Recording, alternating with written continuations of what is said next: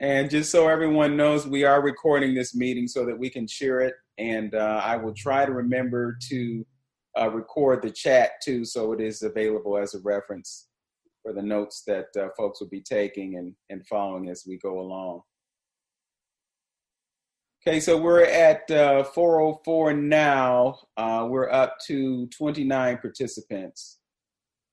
We have room for 100 on this page. And Valerie, do you have any idea how many artists are in Cleveland or registered? Oh, there's over 1,000 for sure, depending on what you're looking at. I know we have. I mean, and we have some old numbers, but yeah, they were at least just looking at the people who apply for artist funding. There's in the thousands for sure. Okay. Or over 1,000, I should say. I'm not sure what, if you ML up. Okay. All right. Why don't we go one more minute and then we'll just go ahead and open things up. As I understand it, this is a listening session. So those who are on this call will get the benefit of getting it. And I'm not going to call you a horse, Valerie, because you're much more beautiful than that. But there's a saying, they say, straight from the horse's mouth. Well, we'll get it from the primary source and not any of the other subsequent sources of information. And in that way, we can eliminate any confusion about intent and process. So it's 4:05. I would like to take this opportunity to welcome everyone who has joined us for this call. I think there's a growing public awareness of the fact that there are some things that are taking place to provide some relief to artists in Cuyahoga County, specifically in Cleveland and some of the connected communities. And we thought that it was important for people to, as I speak, my phone is blowing up. Let's see. So we wanted to have this conversation so that we could get the word out. And we really appreciate your willingness to sit with us and provide this information, and also give us an ability to let you know what our concerns are and offer our assistance in this effort for the benefit of everyone. So that's my 2 cents at the top. We do have Liz Moggins, we have Bellamy Prince, and we have Leah Lewis on the line, who are also taking an active role in organizing this effort. So I will open it up to you all to contribute as you choose to now, and then we will have Valerie dispense with the information that she wants us to know about. So Liz, you were first. You want to go first? Sure. I really appreciate Val and Meg and the Arts Cleveland team, as our last conversation was about some of the past funding with the Creative Workforce Fellowships, and there was a lot of opening up of what the process was, where there were limitations and barriers that were in place that in retrospect, we're hoping that some of those types of things aren't in place as we move to the future. And so I really appreciated that, Val, and I know Val really wants to try to get the simplest, most accessible approach to distributing this money. It's federal money, and so she's got to be able to dot her I's and cross her T's. She can tell you a little bit more about that, but I'm really glad that we can get more people as messengers to our networks, so we can make sure that everybody really knows about this opportunity. That was one of the issues at the very beginning, where it wasn't really maybe being promoted and marketing through the most expansive of ways, and the most equitable of ways. And so we're really glad that we're able to kind of be a part of that process. We want to help here with the Artist Bridge Coalition, and anybody who wants to be on more of these calls and to be part of this group and how we form, just put your names over in the chat and I'll add you to our list. Thank you so much. Okay, and if I could add to that, you are a part of the effort to get this word out. So we implore you to share this information with your friends so that they don't know about it. And this information does not go into a vacuum, it comes out of the vacuum. Yes. Okay, Leah, did you want to offer anything for the introduction aspect of this meeting? No, I'll just say thank you to everybody who has shown up today. I'm looking forward to hearing what Valerie has to share. And I had the good fortune of sitting in a Arts Cleveland caucus meeting last Friday because I am a member of that caucus. And Valerie and the Arts Cleveland team have a great deal of work to do ahead. So if we can support them with good and positive energy and timely applications, I think they'd greatly appreciate it. Okay. All right, Bellamy, you're up next. Hi, everyone. I just wanted to say that I agree with Leah and Liz. Thank you so much, Valerie, for coming and explaining all of this to us in a clear way. What we're hoping for is an equitable way to look at the application, and I think that's a really important aspect of what we're trying to work on with Arts Cleveland. And then the other thing is to encourage everybody to go to the Arts Cleveland site and to register as an interested artist, because in Cuyahoga County, the more people we have, the more people we know that we have the need. So thanks so much. All right. So thank you, Bellamy. For those who don't know, Valerie Schumacher is the executive director of Arts Cleveland. She's succeeding our friend Megan Van Voorhees, who has gone to Sacramento to take up the work on the other side of the country. But in the meantime, she has left Arts Cleveland in a good leadership place. So again, we want to thank her for sharing this time with us and invite her to share what she thinks we need to know about these funds that are coming forth, and more importantly, how we can be of assistance in making this happen. Thank you. And I want to also apologize in advance. My daughter's playing video games with her friends. So if you hear any outbursts from an 11-year-old, okay, please just ignore it. Thank you for inviting me here. And I know it was very short notice. I think I'm glad that we were able to get a point where we could all talk before we put the application live, because I think it's really important that we get feedback from those artists who are going to be benefiting from this program before we finalize the application process. So I want to make sure that this really is an opportunity for you to share your thoughts. Once I get through some of the more, boring detail organization, just so that we have a clear understanding of what the artist community is really looking for. The Art Cares program, just a little background information. This all started when, as Vince said, Megan Van Voorhees was here. And she and the Cuyahoga Arts and Culture, the Arts and Culture Action Committee, the Independent Venues Association worked together to request CARES relief funds for arts culture as a complete sector, so that we weren't going in individually and saying, well, CAC needs these funds and artists needs these funds and businesses need these funds, or that it was a united front, that as a collective, creative people are hurting uniquely in a way that maybe others aren't, other small businesses aren't. So we wanted to designate some particular funding to those groups. And we went to the Cuyahoga County. The request was in earlier this year. They came back, when was the announcement? Last week or maybe 2 weeks ago. And we've spent the last 2 weeks designing a program or first understanding what we can do with the funds on a more detailed level than what we had already known, and then designing a program that will help us comply with those restrictions and that guidance from the Treasury Department. We got less than what we requested from the county. We went in for 12,000, or sorry, not 12,000, 12 million. We got 4 million. That is being split. 2/3 of those funds will go to CAC for nonprofits. And you are absolutely right, Vince, that those funds will be for arts and culture nonprofits that have already received CAC funding, and they will have more information for the people who are eligible.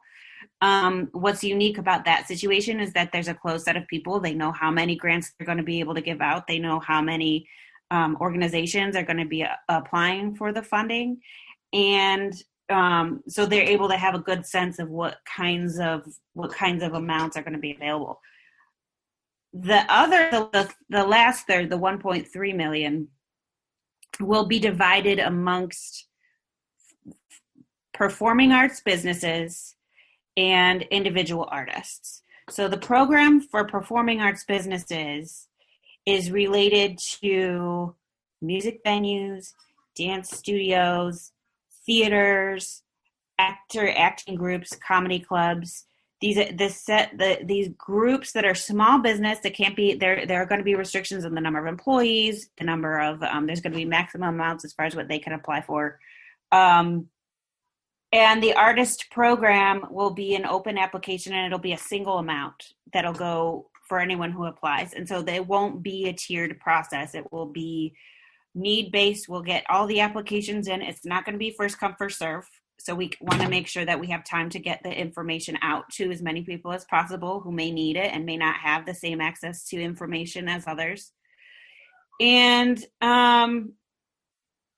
it'll be based on a set of criteria. And I think what's important to note about these funds is that they are federal dollars that were funneled through Cuyahoga County. And earlier this year, the federal government gave out funding to certain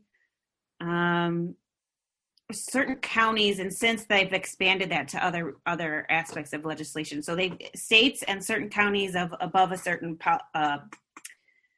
certain population were given funds, and those were solely designed for relief as a result of the pandemic. So we're required then to only spend these funds, one in Cuyahoga County, but two on expenses that were either additional expenses like personal protective equipment and sanitizing and signage that's related to physical distancing. But also that includes, if you look through the information on the guidance, issues that were related to business interruption. So one of the first people to close up shop were, all of the venues and all these group sort of shows. And not only does that affect those venues who now can't earn any revenue, but it affects the artists that they're hiring. It affects all of the artists that are involved. And when you look at some commentary based on some of the statistics. Sorry, I just saw Kevin Conwell come and sit in the room, so I want to say hi. So I got distracted a little bit, Councilman. So there's certain stipulations around the funds, basically. So it needs to be as a result of the pandemic expenses, but it can't be for anything that was already budgeted for before the pandemic started in March 1st. So it's only can be spent on expenses that happened between March 1st and December 30th. It can only be spent on things that were related to the pandemic that weren't already part of the budget. It can't be used for anything that has already been funded through other CARES dollars. So for example, there were some small business loans and paycheck protection loans. We can't reallocate the funds to cover those same expenses. It doesn't make you ineligible from getting any additional CARES funds, but you just have to be careful about how you report how you're spending funds with these CARE dollars. So there's a lot of moving parts. There's a lot of unique restrictions, and there's a lot that we want to try to do and be cognizant of the fact that we will also be getting audited next year, so that anything we do now will impact our ability to report that in the following year when we go through this federal audit. So and it's all moving very quickly. We got notice of the CARES funding a couple of weeks ago, and we're trying to get all these applications launched by next week. So it's not a lot of time to plan, and it was a quick pivot. And so I'm glad, again, to all of you who are able to come and share your thoughts with us as we form this application program. The individual artist program and the business program are going to be prioritized based on the need and based on those who are most affected by the pandemic, both with the business closures and new expenses.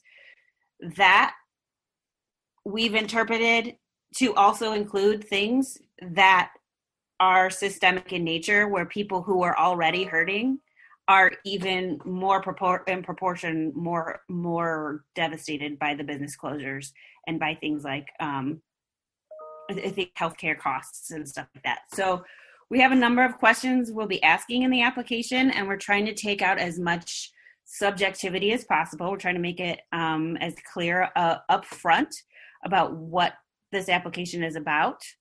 And it will be required to provide some indication of your artwork prior to the pandemic, and the indication that you did earn funds through your artwork before the pandemic, and that this pandemic did affect you financially. So I think that gives a decent overview, and I want to invite Meg Matko, because her and I have been working pretty closely on this, but there's still a lot of questions that we're working to answer before next week. So Meg, did I get to most of the conversations we've had to date? Yeah, I would say so. I think one of the big pieces is that we're looking to try, because this is federal money, and because of the nature of these funds, that they are relief funds only, I think we're working to try to develop the application so, like Valerie said, it takes out that subjectivity piece and becomes more about an automated sort of decision that gets made by, what's included in the application and eligibility, less so than any sort of decision that Arts Cleveland is ultimately making. This should really be determined by need, is the biggest thing. I think the other thing to keep in mind is that Arts Cleveland I'm viewing Arts Cleveland, and I think Valerie is too, as a pass-through for these funds. These are funds coming from the federal government and ultimately then the county. So this isn't technically, I wouldn't say, a program of Arts Cleveland. It is more of a relief funding program. So that's just kind of a point of information. So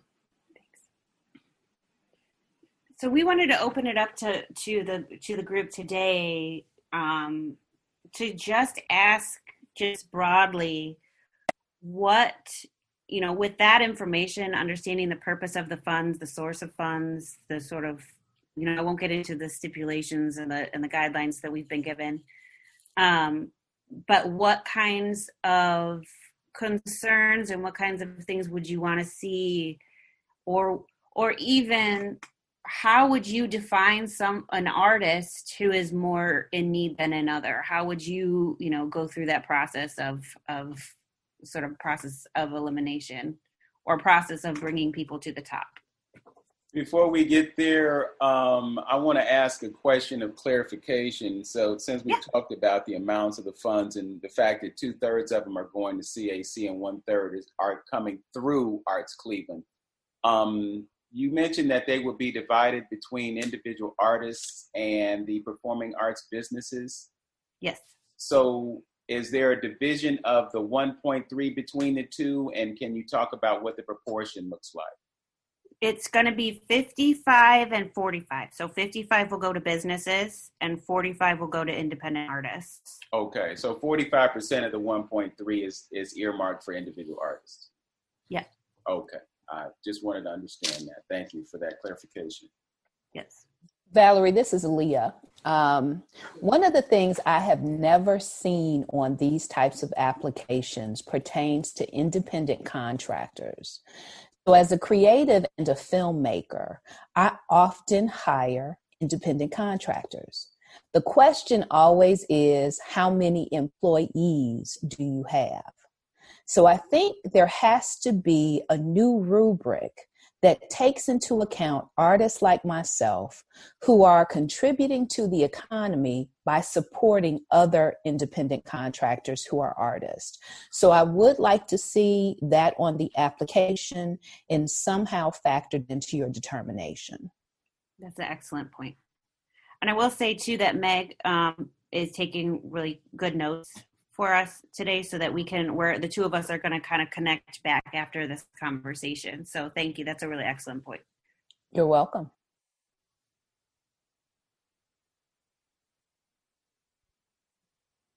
So I'm sure there's a lot of interest about what the application is going to look like. Are you in a position to disclose what some of the sample questions might be, or share an outline of what the application will look like so that folks will be prepared to know what things they'll have to address as they go through the process?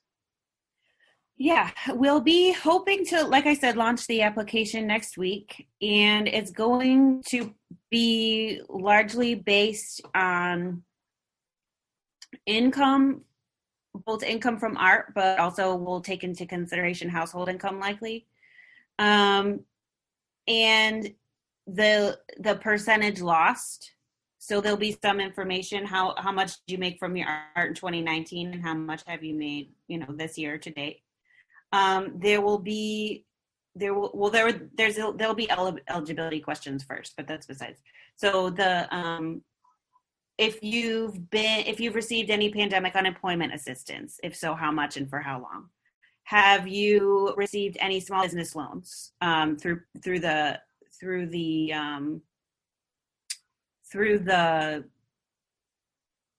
SBA, through other CARES funds. So those are the required things that you have to disclose whether or not you've received other CARES funding from other programs.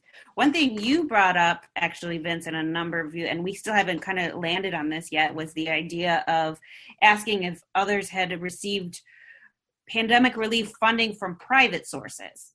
Like there were a number of national groups, there were spaces. I think that may factor in somewhat. I don't know that it'll be an eligibility requirement, but that might be something that we'll consider if you've received a grant through any of the other relief fund programs. We will be asking, so that's on the income side, sort of how's your income been affected by the business closures, and how have you received any other relief support? On the expense side of things, we'll be asking things like, are there any immediate expenses that you are having a hard time or concern that you may not be able to afford, like food or shelter or pet care or health care, or those types of immediate needs? Are these basic expenses covered? Are you concerned that you may not? We'll also have questions related to more broadly your level of risk during this pandemic. So like I said, household income might be one. Are you in how many dependents do you have? Do you live with a disability that, incurs additional expenses? Those types of things. One thing we cannot do because of these federal funds is ask about race in relationship to how we distribute the funds. What we think we can do is ask if someone identifies with a group that has historically seen health disparities, because that is directly related to a health pandemic that we're facing. So these are the kinds of things that we're incorporating into the application to suss out people at the highest risk, people who have no sort of safety net of support. Those people who are just struggling to get by, those types of things. So that and again, this is about making sure that of the dollars that we have, we're first looking at those people who have been most impacted by the pandemic.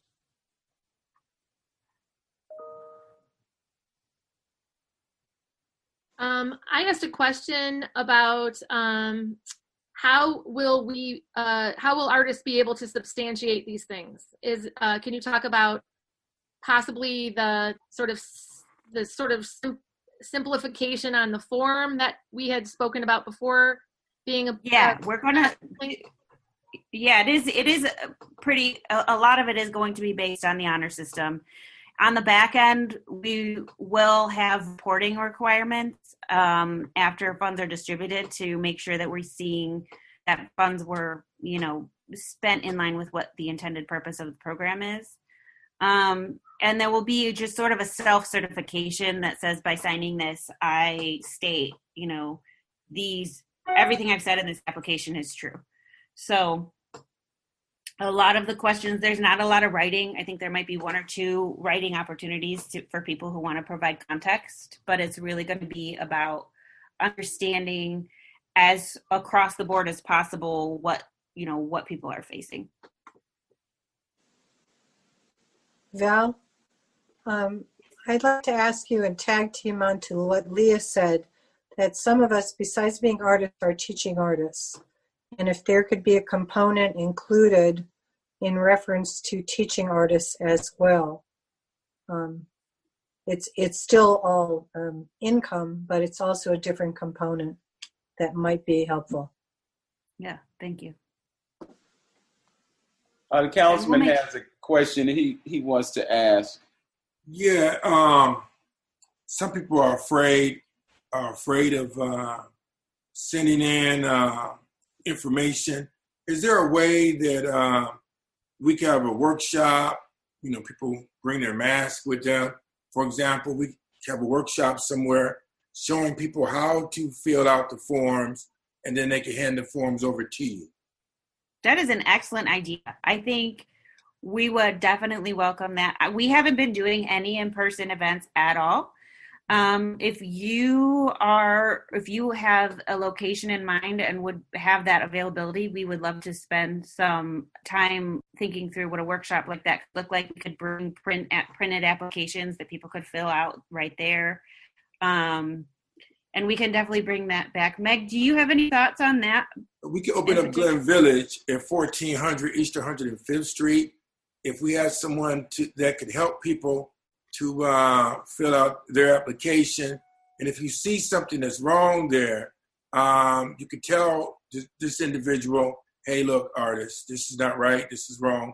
You might need some more documentation or whatever the case may be. And then we do outreach. So the forms have to be sent in when? To you next week?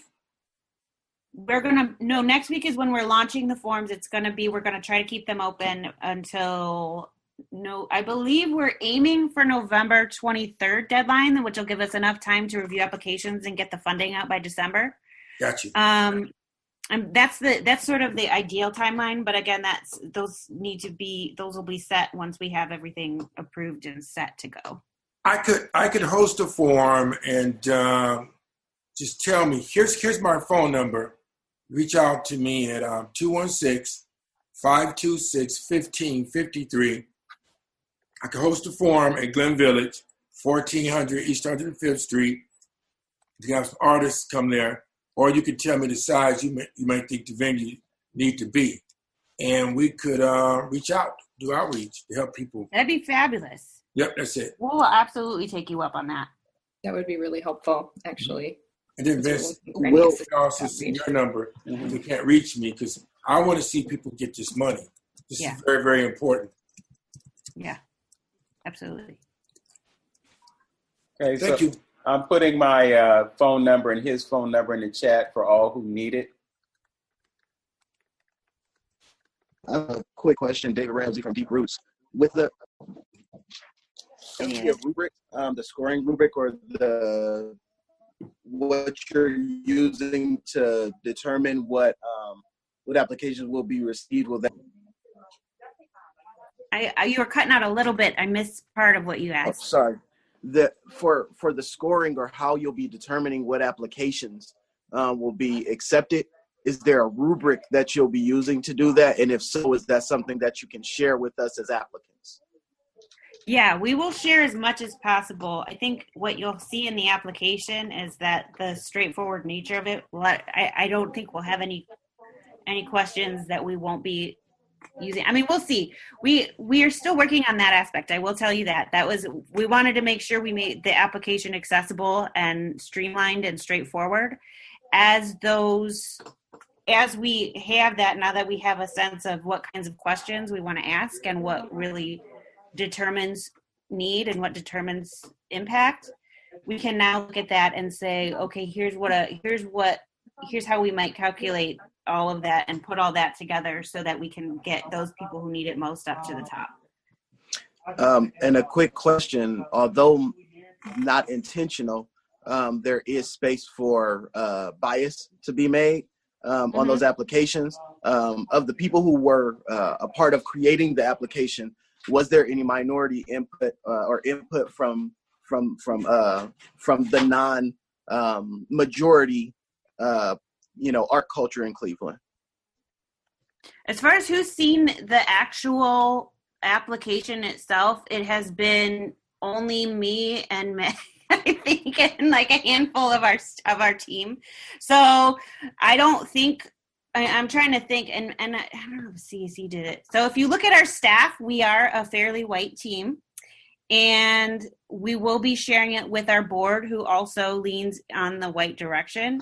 So I think I encourage you to share your thoughts. It is something, we've had a lot of racial equity training. We've done a lot of feedback and looking into this issue, and it's something we're very aware of and want to make sure that we're addressing on the front end.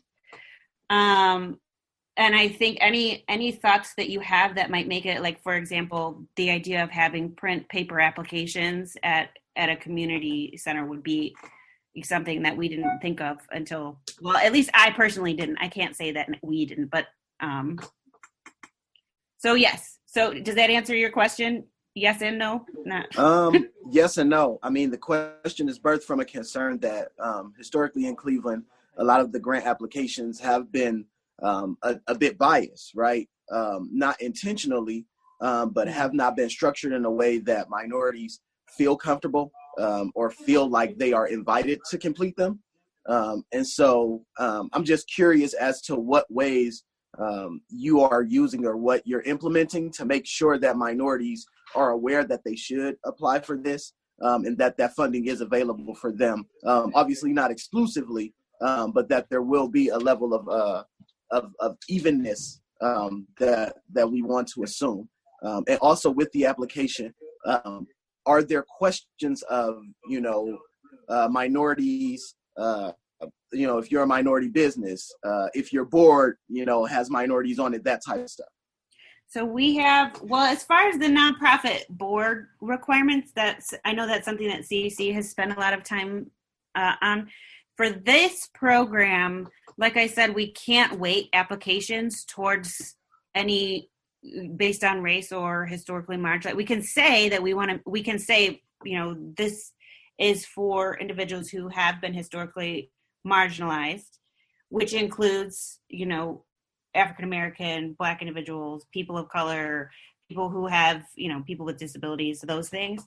And we have tried to put information in the application, as I said, in ways that is not explicit, but that leans forward people, like, for example, a question of, that we added of, I identify as a group that's been seen historic health disparities. That's somebody, there's all kinds of research that says that Black and African American communities have been historically seen, health disparities. So it's those kinds of things, because we can't explicitly state that in the application. And we will be will be voluntary information about demographic data as well, so we can see afterwards, if we were successful in these efforts. But I think we'll definitely be taking Councilman Conwell up on his offer to do outreach and, get the word out to as many people as possible. And maybe we can have sort of a powwow after this with Meg to make sure that we're considering all the different. Do me a favor, give me a copy of your outreach. How soon would you have it ready? Everything's gonna be, we're trying to get everything live by next week. Next week, because I want to put it in the Call and Post. Yeah. I want to put it on TV 20, and I want to call my musician buddies to do outreach in the African American community. Mm-hmm. Okay. And we'll get it out. Our space is on the corner of 79th and Central. So I would be happy to be able to take some of that, make sure that it gets in front of artists. You got to do it. You know, we do as a gallery work exclusively with minority artists. So we do have, you know, a pretty decent pool of artists that we can share this information with that may otherwise not be aware. Yeah, that'd be and we can provide print applications as well with trying to think if we're not there, we can find a way to get them to us. We can maybe do some. And then when we move forward with the workshop, I want to push that out also, because some people, you know, they might not fill things out, but if they know that you're there and then they can give it to you, I think that would be a good thing, because you're touching people, and that's important. Mm-hmm. I want to jump in and ask about the role that we could possibly play in the selection process. I know I'm an artist. I don't plan to apply for those funds. I know that there are other artists who may deselect themselves from applying for these funds. Is there any possibility that you could have community involvement in the decision-making process about who gets what, and not let it fall solely upon your discretion or your ability to decide who gets what? So far, we haven't nailed that down on how we want to go through the evaluation process, because we do want to make it as related, you know, to the numbers as possible. We're trying to create a scoring mechanism that will, you know, make sure that. Yeah. Yeah. So. Well, the reason that's what I was just asking about. Valerie, There's a rubric or something that's used to score, so that you have an outline of exactly how you're going to be doing that, and if that's something that would be available for applicants to see as they're completing that application. Yes, David, absolutely. I wanted to talk to you about that when you brought it up before. That's something that we have discussed, that there's going to be, that information will be available and transparent so people can see exactly what the scoring process looks like. So I also wanted to bring up something else too, Val, real quick, that Bellamy put in the chat about images. At this point, the application only asks for websites, social media, things of that nature, but we also should definitely be aware of allowing people to send in hard copies if they have them and don't have access to electronic means. So that's definitely, we have to keep that in mind. I think this is really helpful, actually. I just want to put that out there. This is great to have this kind of think tank right now. It really is, because we have the announcement that this was coming. I mean, this all happened, 2 weeks ago? Yeah. So we went from not knowing we were going to administer this to knowing we were going to administer it and having to have the entire program put together in 2 weeks. So having these additional brains around some of this stuff is super helpful. So.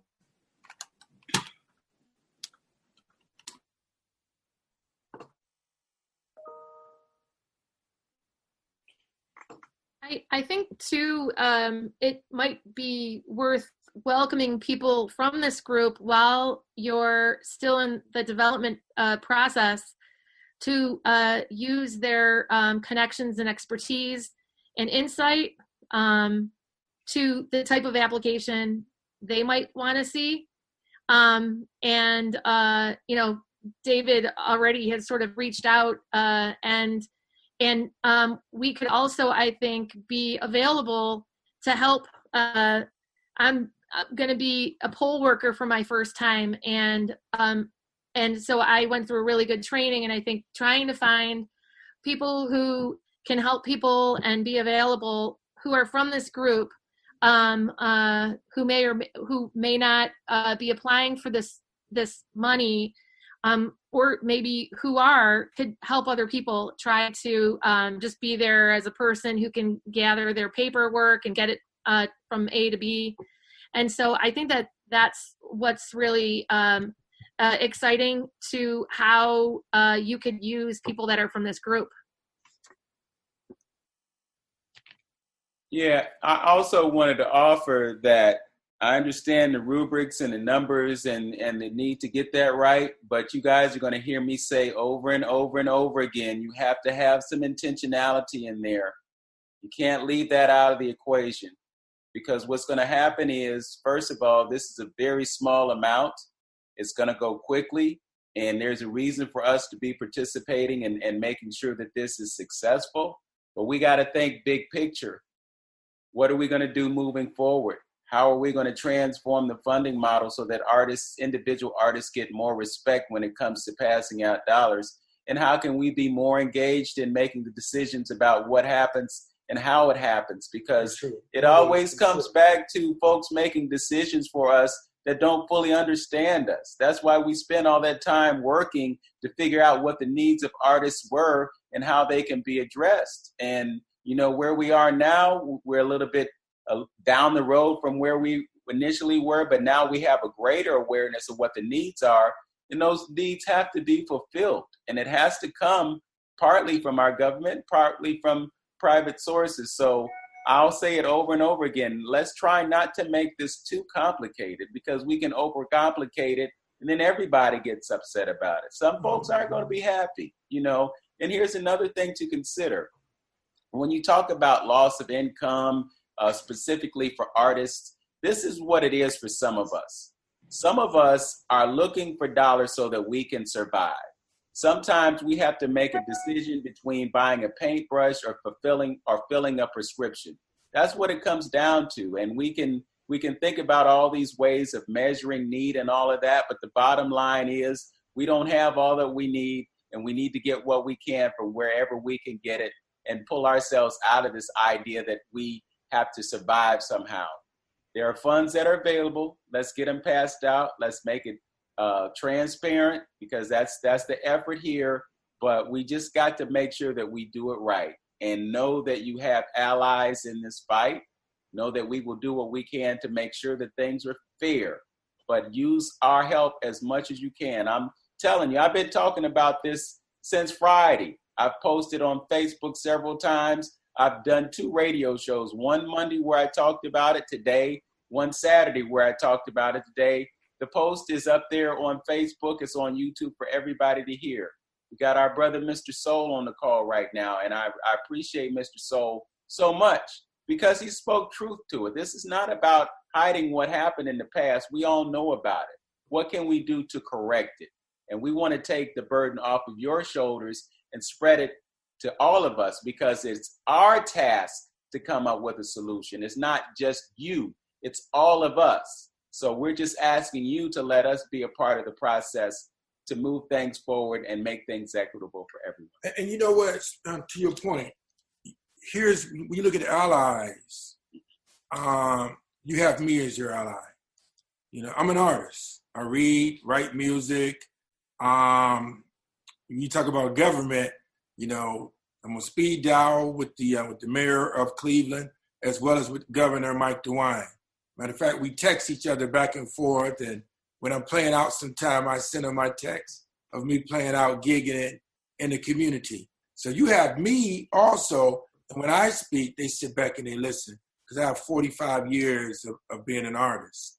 So you have allies in me. So just reach out to me and talk with me about it, and I can champion the cause right away.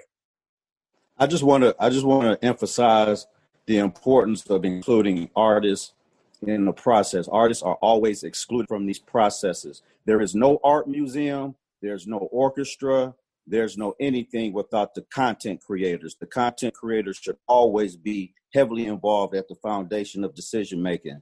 So I just wanted to make that point. A lot of times artists are the last thought, or what do y'all think after a foundation has already been laid for us when we are the foundation? So I would like to see moving forward more respect for the contributions of artists for everybody to have jobs and to be able to make decisions on art money when it's the artists whose blood, sweat, and tears are put us in this position anyway. No blood, sweat, and tears from the artists. There's no discussion about arts funding. There is no art museum. There is no Rock and Roll Hall of Fame. Yeah. And to piggyback on what he just said, you know, we're living in a period of joblessness, but then you have all these people who have skills who can create income for themselves through their work. So why don't we support those who are in a position to empower themselves through their art? They can make a living through their art if they get the right support. So we gotta think about creating a new infrastructure. And to speak to Leah's point earlier, I'm one of those artists who find opportunities not just for myself, but I've employed many of artists through my own opportunities. So, you know, again, it's artists leading and looking out for artists, which is the reason why we are instrumental and need to be instrumental in decision-making processes. Right. You know, this is Leah. I just want to suggest to everybody on this call that this is a new day. The fact that the Artist Bridge Coalition has formed, that you all are participating on this call, that we have Councilman Conway who is saying, hey, I'm here for you. We are on the precipice of a very new dynamic. Liz and Vince and Bellamy will tell you that one of the reasons I participated in the formation of ABC is that I want to see artists in Cuyahoga County gain political power. We vote. We are now organizing. We must exercise our influence for our own self-interest. And as Kevin has indicated, without artists, you know, there would be no institutions in this city. And so we really need to be clear that this is a moment of change for the artist community and for Cuyahoga County. So please continue to participate in ABC and let's move the needle and move this community forward.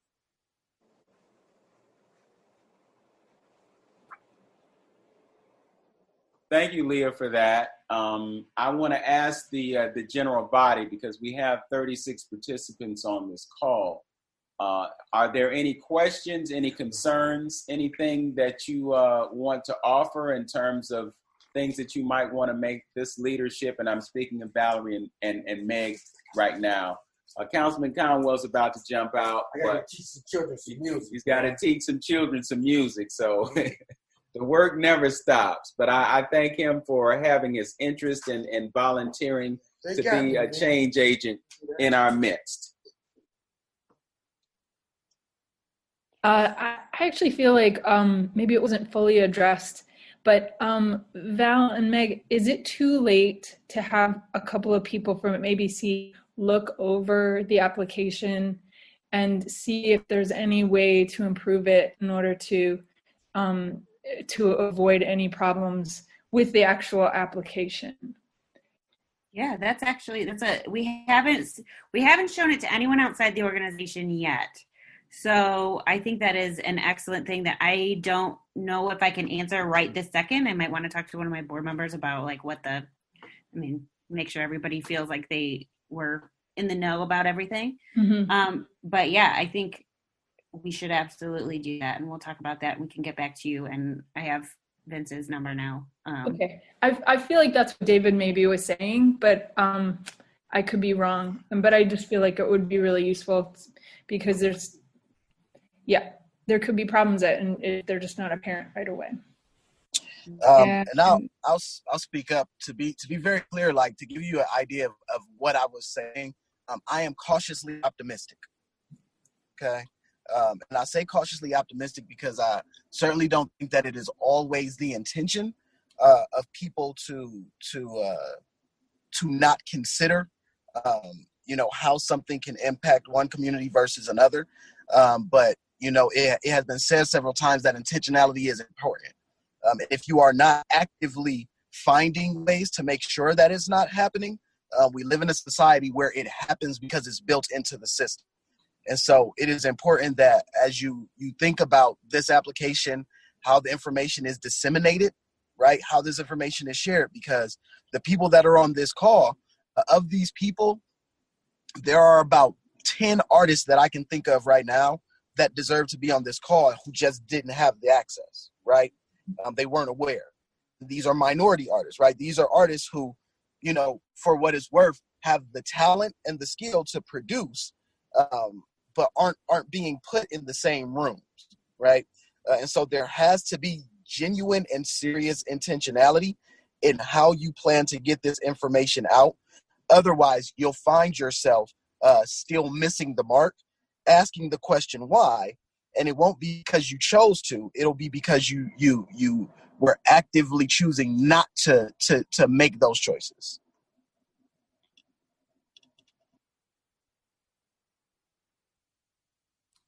Yeah, absolutely. Yeah, that's one point. All of these are excellent points. I just wanted to mention too that I feel that the artist funding application for all of this is kind of the most nuanced out of the three different programs. So the nonprofit, arts and cultural nonprofit program is fairly straightforward and it's a pretty limited pool. The business program is, you know, definitely limited and I guess if I can use the term straightforward type of application, it is, but the artist program has definitely been pretty tough to try to figure out. I have one other question, if I can quickly. For this application, is there a part of the process where you're evaluating how much funding have already gone to some of the artists applying? Yeah, where that's taken into consideration?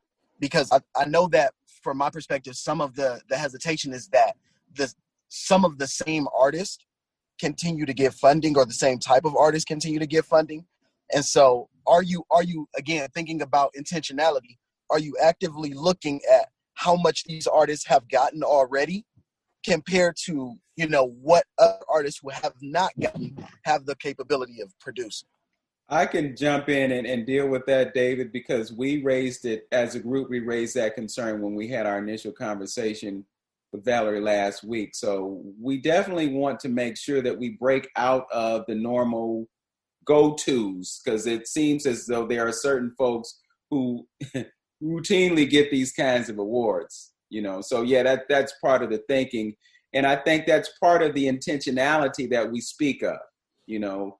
We want to make sure that we get it right. And like I said, I received a grant this year. It's the only grant that I've ever applied for and have gotten, and I've done it over the years, and I'm very thankful for it. And for that very reason, I'm willing to step out of consideration for these funds. And I think that there are others who are in my shoes that think the same way, you know. But again, just coming back to that intentionality and not relying solely on rubrics and so forth and so on. This is something that could be addressed with a question or two, you know, but I think you have to have a process that's inclusive of the subjective things as well as the objective concerns that might be a part of the process. And Valerie, Meg, you're certainly welcome to chime in. I want to share something, but I can wait until Valerie and Meg chime in on this point.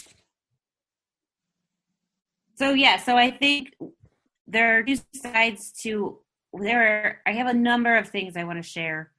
One is, yes, those questions are already in the draft application that we've put together, or at least the questions related to other relief funding efforts. And what's really important to know about this program is, because of the nature of the funds, because there's going to be a federal, they're from federal dollars, they're CARES dollars, that this is about getting funding to people who have been affected by the pandemic. So unlike prior grant applications where it's about the nature of the work or what the work is saying, this is really very much about financial situations. I think regarding how far that goes in, that how much that is in, how much of an impact it makes, because if somebody does get funding, two different situations, or two seemingly similar situations could look very different. And so even like that could factor into it, but I don't think it should be an eligibility requirement. Meaning I don't think that somebody who has gotten funding from a private source should not get it, because they may be so hurt and so hurting and in so much debt from whoever knows. So looking at it in context versus someone who got funding because they had, the business closed for a couple of months and now they're earning revenue again. So I think there's certain, looking at a holistic picture is important in this case, in my perspective. But again, it's something that we want to make sure we're getting to and we're addressing and that we're asking in the application process. Yeah, absolutely. I would say, Vince, to your point about working to try to get this funding to folks who have not been previously funded or who are not seeing enough of the funding was kind of one of our goals when we went in and started looking at the application overall. How can we do that with this application is kind of like the big question, in a way that's accessible. It's not overburdening people with 100 million questions or documentation or things like that. So yeah. What are the things that they really need to know? You know what I mean? Like, what are the things that we have questions about how you've been impacted by COVID as an individual artist. And there's must-have things that you guys must be required to be able to verify, if not during the application, later. So maybe you start there and make it super simple. Like, you know what I mean? Yeah, Liz, that actually, I was talking to Kristen Putch, who's also on our team, and she was helping with some of this idea around the scoring rubric, and some other artist relief programs talk about illustrating or being able to demonstrate dire financial need or a dire financial situation. So like at the core of it, how can you show us or put in the application, or how can we ask questions that will allow applicants to demonstrate that dire financial situation? So like basic necessities, are you not going to get food, housing, like those kinds of things. So there's another question. Can I invoke my question because it's pertinent to David's remarks, and I don't want to get too far away from it. David, your penultimate remark triggered something in me. So I'm one of the artists who has a nonprofit, and I received funding from CAC last year and this year. I did my follow-up call because my event was on October 1st. A person who was in that meeting asked me if they could reach out, because CAC is going to be reaching out to people of color, it might be the whole BIPOC community, who have nonprofits. I have put my email in the chat. If you know an African American who runs a nonprofit, or a person of color, or BIPOC who runs a nonprofit, please put me in contact with them so I can give them to the CAC contact so that they can be intentional about reaching out to our community. I also would say, David, those people that you talked about, it would have been great had they been invited to the meeting. ABC put out this call. It was an open call so that we could reach as many artists as possible, so everyone could be a part of this call. We are very intentional in ABC. We do not seek to exclude anyone. So please make sure that they visit the ABC website or Facebook page, or provide us with their contact information so that Liz and I and the whole group can put them on this list, because we want to make sure that we leave no stone unturned. So again, if you know a person of color who's leading a nonprofit, please email me their information. Thank you. Okay, we have a hand up, and I want to make sure that her voice is heard. So Rita Knight Gray, you have a question, please take the floor. Unmute your microphone. Who you talking to? Rita Knight Ray. Oh, okay. Yeah, her microphone is unmuted. We should be able to hear you, Rita.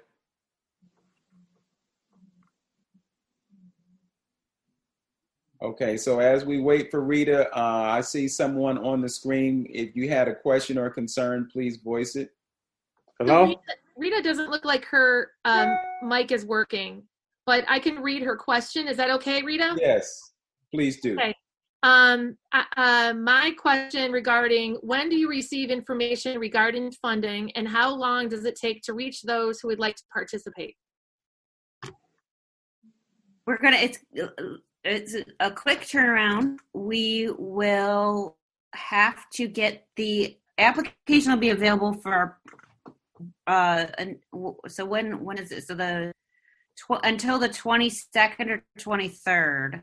So however many weeks that is, that's how long we have until November 23rd to get the word out about this program. So we're going to be active and working with the networks that we have connections with, and we'll absolutely take you all up on your offers to bring the word out once we have that information. Once we have all the applications in by that deadline, we will be, and that'll be right about Thanksgiving, we will be able to then see how many people applied, so we can understand what the funding, how many people will be able to fund with the funding that we have. We'll go through the evaluation process, which because of the timing is going to be, as I've said multiple times, we want to make sure that it's as automated a process. Maybe I didn't just the idea of the questions we're being asked to make sure that we get to those answers. So when we're going to ask for numbers, make sure those numbers are as accurate as possible, because we'll likely be including those numbers in the percentage lost or things like that. So those are going to be really important numbers to have as far as your income, what you've earned through your art.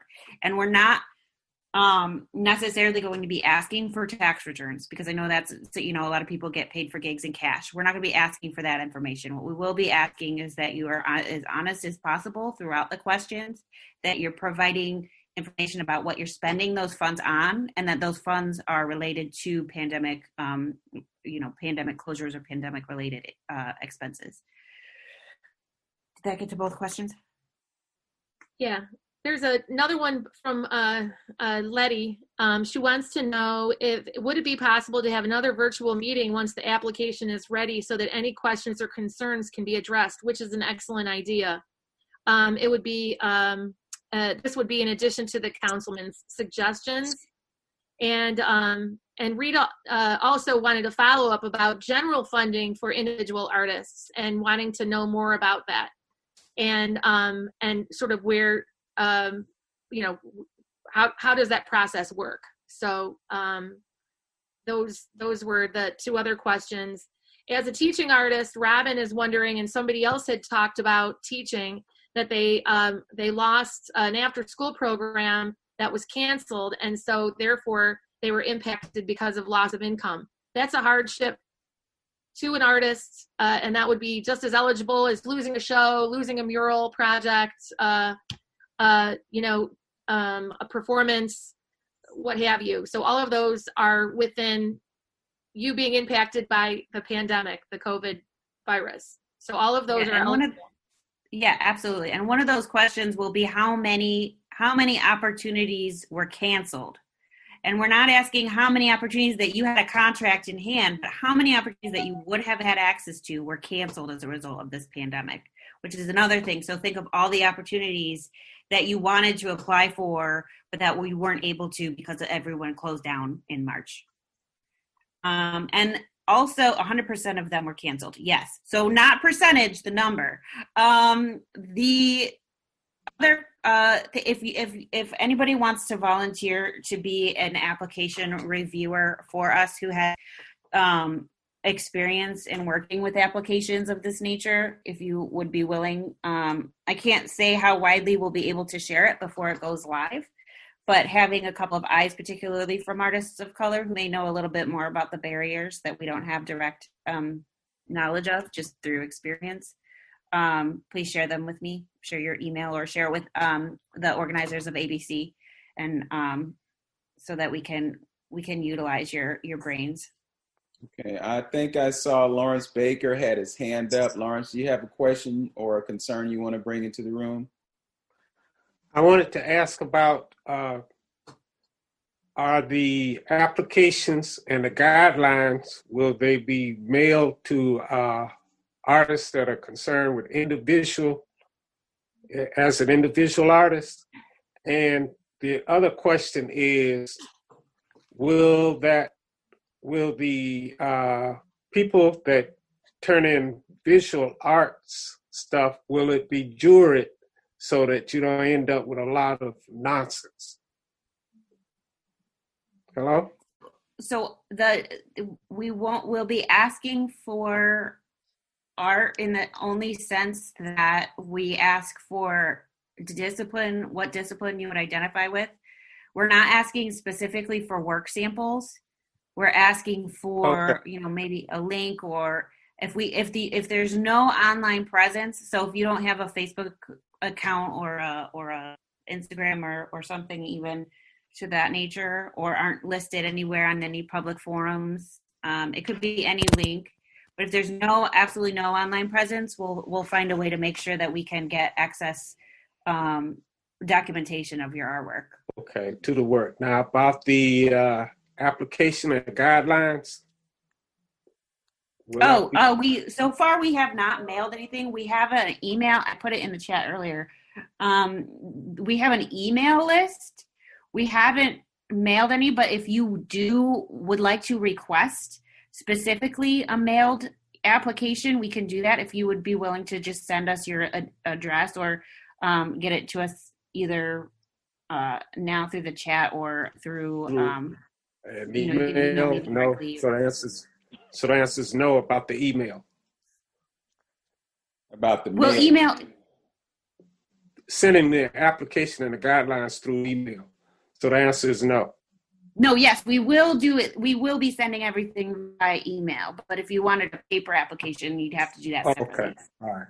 Thank But you. if you do want, and we can set up, if you'd be willing to send us, we can set up everyone who's on this call with, if you have the email addresses, if one of the organizers has the email addresses, we can just load them right in so everybody on this call gets that email, and they won't get all the other stuff. They'll just get the information about this program. Just quick question: would it be possible to post the application on any internet site, like your website, or something that could be shared to our Facebook page so that everyone can see it? Yes, it'll be available on our website. We'll have guidelines available on our website. We will have a PDF available if people want to print it out. So that'll all be available both on our website through the email list that we have out here. We'll be sharing it to our own social media, Facebook, Instagram. What else do we have? Pinterest, LinkedIn, Twitter. We'll be sharing it out there. We'll be also utilizing CAC's networks. They have a wide reach as well that we don't necessarily have access to. I've already spoken with Gwen Garth, who's going to be sharing. So once the application is available, we will have links that'll be shareable. We will have printed versions that we can get to people on request. I don't think we have a mailing list that we're going to be sending everything out to, but because it'll be mostly online. But like I said, if you're going to need a print application, let me know so we can make sure we get that to you. There's a lot of sort of visual artists on this. This goes out to all artists, poets and dancers and writers and filmmakers. And so I think all the people that are in our network, in our own personal networks and beyond, just make sure that you're getting this all out to your people once stuff starts to emerge. And there was another question about when the money would be distributed. It would be the end of December or before December. We're going to turn it around as quickly as possible. Okay. So we're going to have, I know someone from the Cuyahoga County wants to be involved in the review process to just be able to look at the applications. But we're hoping if the deadline, we'll hope to get it early December. The other thing we'll need to make sure is that we have, if you have a tax ID number or a social security number, because we're going to have to, if you do receive funding, it's going to be listed as miscellaneous income, and so it'll be taxed, which is just,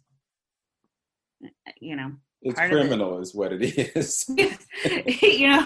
So, but it is sort of the requirement. So if you have you'll be asked for an application, because we don't want to be responsible for that level of security in the application process. But once funds are distributed, we'll be asking for W-9s, which will require a social security number. Can I ask you a quick question? And if you do spend it on business-related expenditures, you should be able to also write some of those funds off if they do go towards things that are business-related or your art income-related. Okay. All CARES funding, I believe, has to be completely distributed before December 30th. Is that right? Or is it 31st? 30th? There's no December 31st. I think 30th. It's December 30th. Yeah. So it'll have to be out before then. So I don't know why they took that one day off. It's so weird, but yeah, I don't either. Chris, you had a question? Yeah, I do. You might not have the answer because it sounds like CAC is handling the 2/3 and you're handling the 1/3. But do you have an idea if arts nonprofits will be encouraged to funnel this money and make it available to individual artists through their organizations? And also, can you give us a sense, a ballpark of the grant amount, just so maybe we can understand that how, like some artists might have an affiliation with a particular nonprofit that will be getting that funding, and maybe there might be a little bit more money for that individual artist through that nonprofit. I know it's like you're like betting, like, oh, maybe I'll do better over here or not, and you're in need, and like how to make that decision. But I'm just trying to think of, like, for artists that really need it, what's the best opportunity in order to get the most amount of money for themselves? And could it possibly come through one of those nonprofits? Do you have any idea? That's a great question. The applications for nonprofits will have a different set of guidelines, but they're likely going to have to show expenses that are between March and December that are related to the closures and to or expenses that were incurred even though revenue was not being generated because they had to close. So that may or may not include payment of artists, but what likely I doubt, unless I feel like it would be more for recouping funds that were paid to artists that weren't ultimately able to do the work. I'm not sure what those requirements are going to be, and I don't want you to quote me on that because, again, that's CAC funded programs. The requirements for artists will be that anyone in an executive level capacity at either a nonprofit or a for-profit business that's applying for any of those other two programs will not be eligible.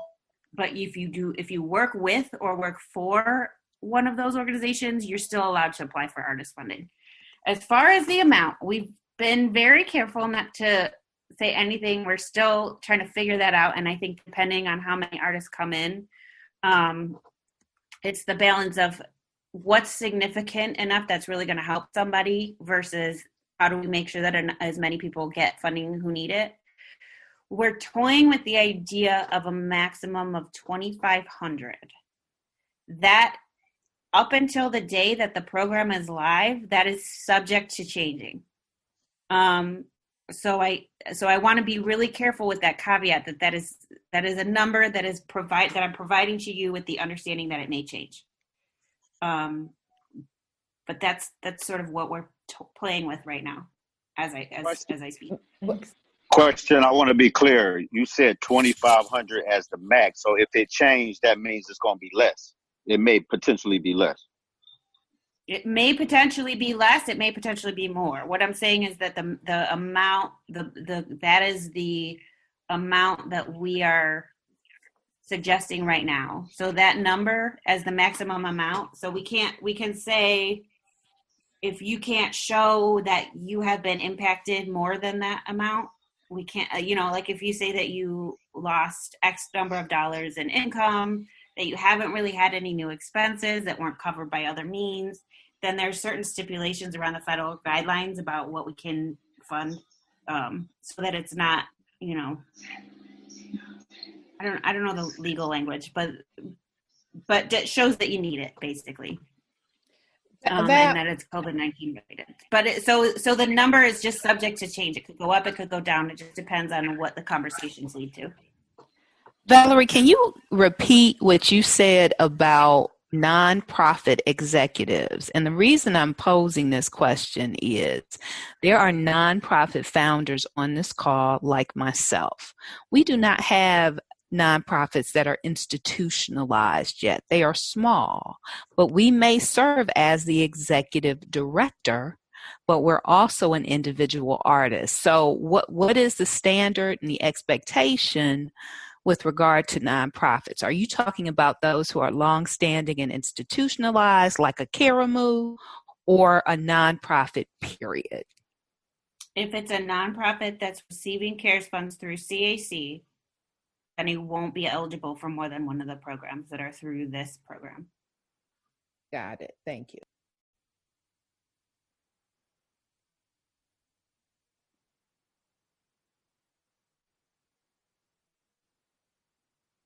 I don't know if you saw that Family First Child Care and Enrichment Center has offered that space up for any kind of informational meeting or application assistance or help. And I don't know if there's one that's on the west side of Cleveland, but if there is and somebody knows of a good place that maybe that could happen too, then we can make sure that we're getting our feelers out there. That's what I was just going to say. I think if we can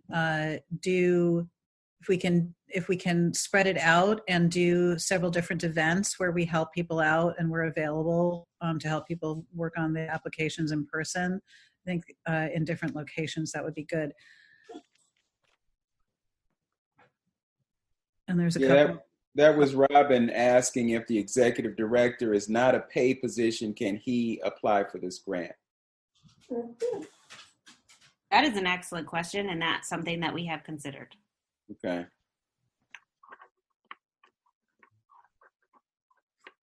But it's something that we will consider. Like, I'm sure you just say it.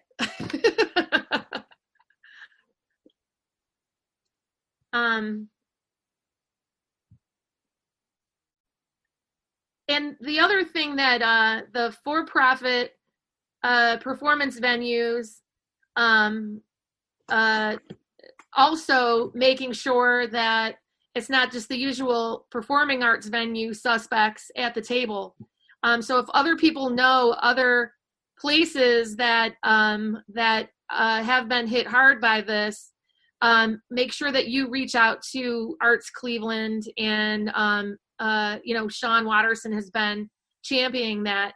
But make sure that they want to know all of those different kinds of venues too, so we can get some support out to everybody.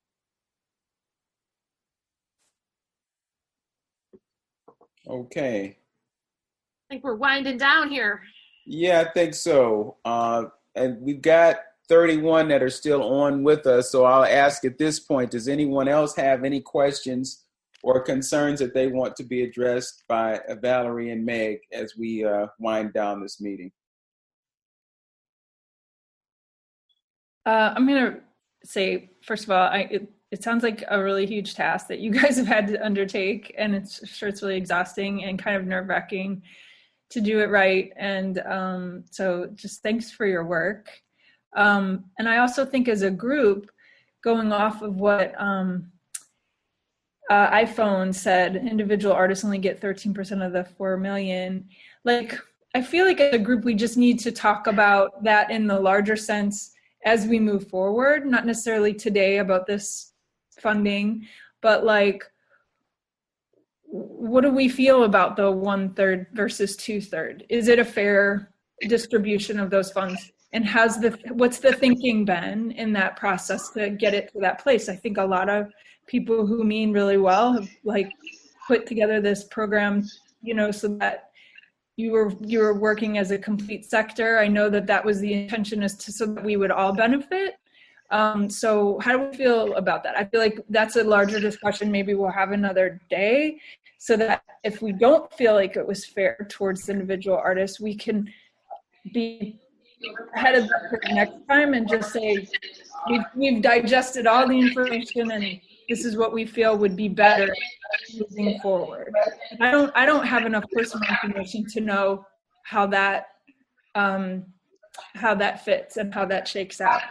And I don't want, as a group, would really like us to just be really thoughtful and about how we talk about this funding, because it's like, if it's not over the plate, let's talk about how we're going to change it next time.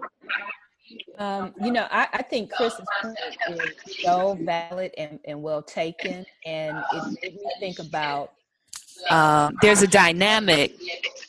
Somebody's got their, thank you.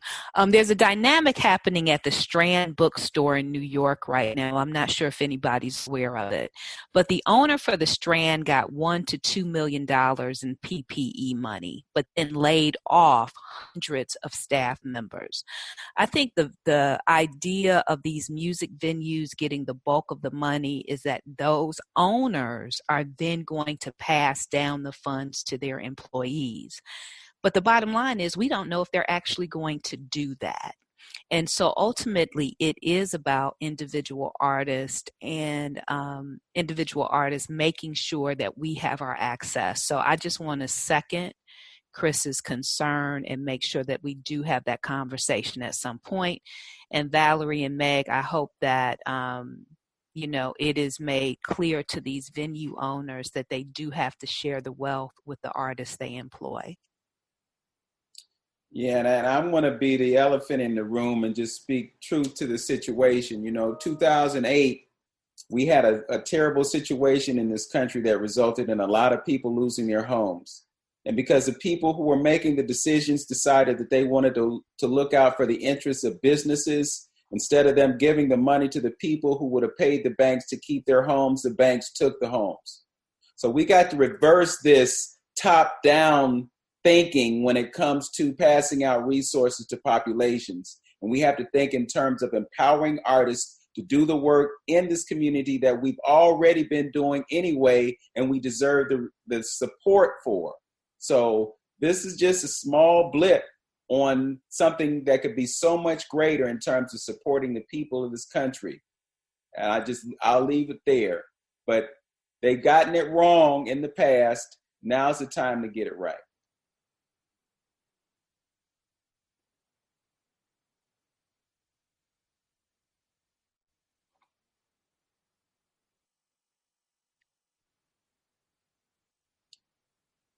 So we got crickets now, so I'm going to ask again. Are there any other issues, concerns, questions, things that folks want to bring up now before we conclude this call and start working on the next call? Because the next call is going to be feet on the ground. Let's make this work. And I want to thank all of you for taking the time to really put your thoughts into this process, because we want to make sure that this is affecting the people or that we're including the people who are trying to help in the decision making process. So I really appreciate all of you and the time that you're taking to help us with this process. Okay. Yeah. Hi, this is Robin. I have a question. Okay. Okay, so my question is, this $4 million this year, is this going to be part of an ongoing grant if COVID lasts till next year? We don't know when this is going to end. So is this something we can do again next year? I mean, we'd like to. If we can show that the idea is if there are more funds available, if they do make some kind of if the Senate gets their act together and the federal government gets their act together and sends more funds to the people who need it, But as of right now, there is nothing in at least short-term sight. So this is what we have to work with for right now. And we'll continue to do our job and advocate for getting more funds out and not just hanging on to them. So. Two, this is part of us being able to demonstrate what the needs are. There was somebody on this call who indicated that they had teaching programs that got canceled and their income is from teaching.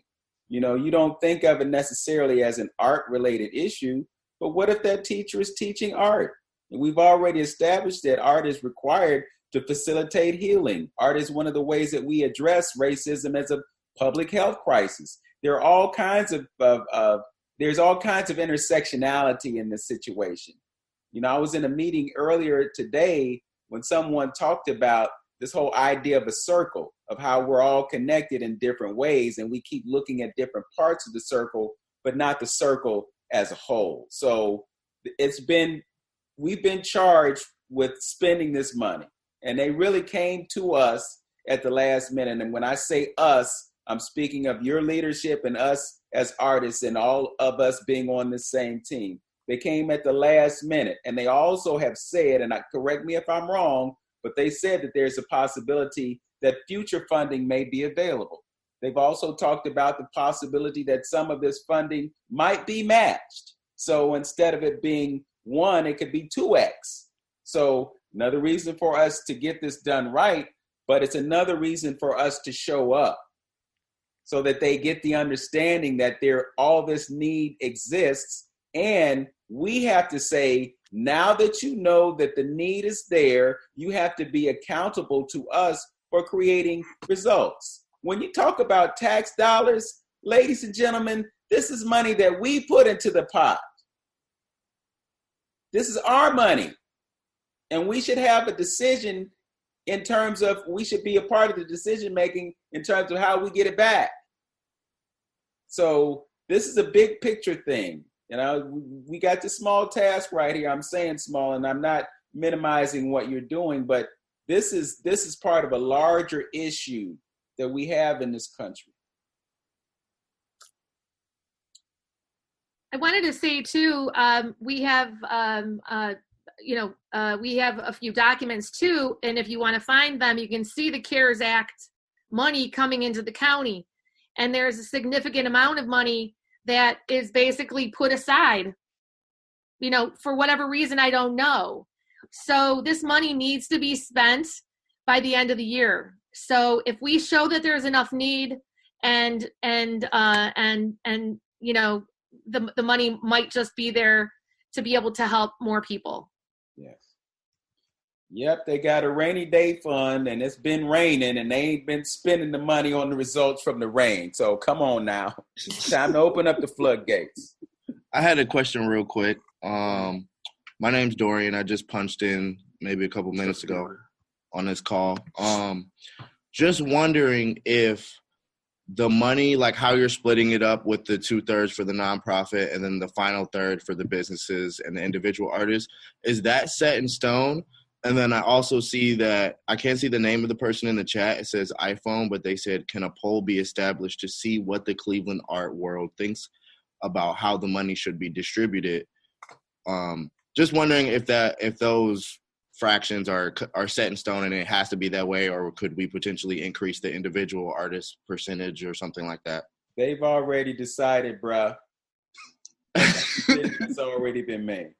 It's already a thing. Yeah. No, and I appreciate that, and yeah, and both things. I think I also want to be clear that there's two different types of funding happening. So there's a couple of things I want to get clear. This funding, the 2/3, 1/3 is solely for the CARES funding that we got from Cuyahoga County.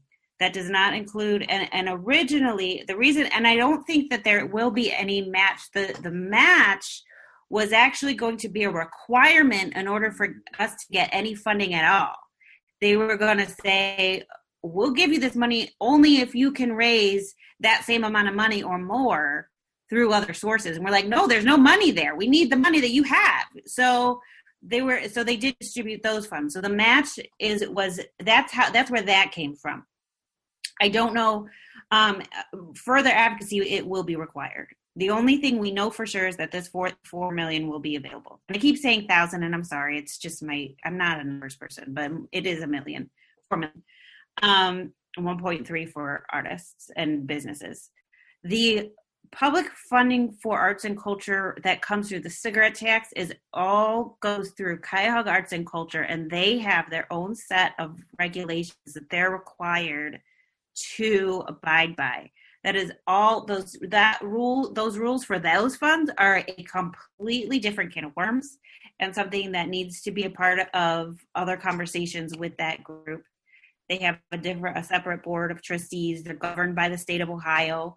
The county only has authority to designate board members, to appoint board members, but otherwise everything, all the funding, all the way that they're allowed to spend funds is governed through the state, through the regulations. So I just want to be, there's a whole lot of what's the word? Bureaucracy. I don't know if that's the right word, but there's just a lot of nuance that is unfortunate, that I wish we could just erase, but it's the way that we were able to get the funds in the first place. So I want to add too that I know that Arts Cleveland, we advocated really hard for individual artists to be included in this funding at all, because originally they were just going to give it to nonprofits and no businesses and no artists. So we pushed for them to recognize artists and creative businesses. And a big shout out to Megan for all her work on that. She's not in town anymore, but she went hard all the way up until she moved. I mean, she was still working, on the plane on the way out to California. So if you have a note, if you want to send a note to her, if you have her email address, please send her a note. I'm sure she would love to hear from you. I think she misses Cleveland every now and again. So, okay. So I think we've accomplished. We're still here, and we're still advocating for you too. I don't want to put that off too. We are still here. We're here for you. Yes. Yeah. So I want to say that I do think that we accomplished our objective today, and that is getting a better understanding of the process that we're going through. I will continue to volunteer our willingness to be of assistance in this. I would like to ask my partners in commerce, I'm not going to call them partners in crime because we ain't breaking no laws. My partners in commerce, if they have any closing comments that they want to offer before we thank Valerie and Meg for joining us today and providing us with this resourceful information. It's Aaliyah. I would just say to everybody, please stay plugged in. The Jamaicans have this saying that 2 heads are better than 1, even when 1 is a coconut.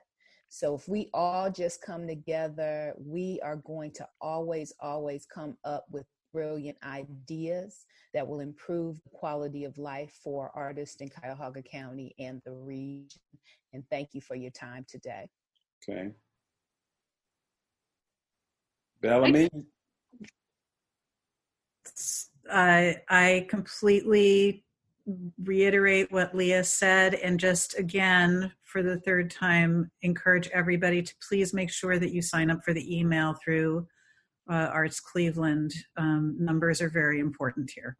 Okay. Liz? And also, if people want to provide their emails so I can put them on the list for future calls, if you haven't already, we want to make sure that we have you recorded and communicated with. Tell your friends about this. Tell the young emerging artists about this. And